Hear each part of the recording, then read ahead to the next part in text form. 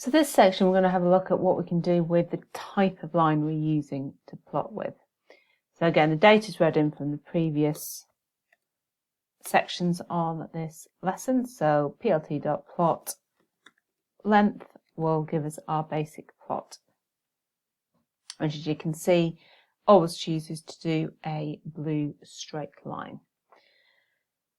We can also specify this to be a straight line if we want to do, by putting a dash in there, and that will specify it to be a straight line. We can also specify it to be a dashed dot line by doing a dash then a dot. You can see that changes the line type. If we want a dotted line, then it's a colon. And the last option is a dashed line, which is 2 dashes. So you've got 4 different options: a solid line, a dashed line, a dotted line, and a dot dash line. So if you have to produce graphs that are all in the same colour, this is a nice option to do. Allows you just to show the differences when you've just got a black line, when you're only allowed black and white text. The other thing we can do with our lines is to change the thickness of them. So we do this with a line width. So that's added in after the colour, sorry, after the specification of the line width. Let's make it 5.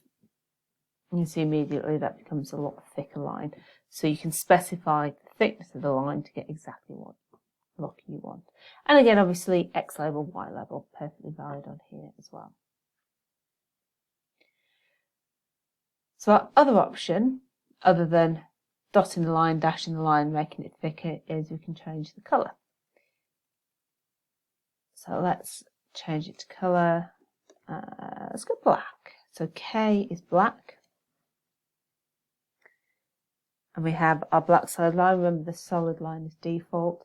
So you can have blue with a B, G is green, R is red, C is cyan, M is magenta, K is black, which is the weirdest one, and W is white. Now for some of these graphs, you don't actually need to specify that this is the colour. It will work that out automatically because it's one of the default options. And if that works nicely, then actually what you can do is pop the line type in here as well without having that as a separate item list.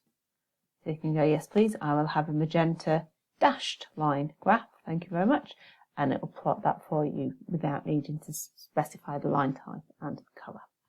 So it doesn't work for all types of graphs, but if you're just doing a plt.plot, then it works nicely. And again, that's a really nice way of splitting up different graphs that you're plotting, so you make it clear which line is which. So the last little bit I want to look at is actually changing the background colour. So I did mention that we had a white line. So if we do that, plt.plot length, let's go with a white dotted line. Yeah, brilliant. Can't see it because we're against the white background. So sometimes you do want to produce a graph with a colour background, so we can do that. So I'm going to set AX equal to plt.gca, open and close brackets. So this command GCA is get current axis, and that actually brings in a load of additional things that we can change with the graph that aren't just built into the normal plt.plot. So I'm going to this time set my axis face colour. Let's go with magenta. And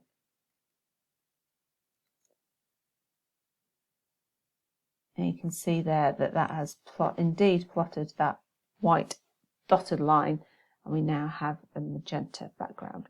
Still not actually very clear with the dots, so you might want to turn that into a solid line if you're going to pick those colours. Yeah, that looks better. So you'll just have to play around with that to get a clear graph for you to look at if you're looking for something with a background colour. Same background colour options that we had before.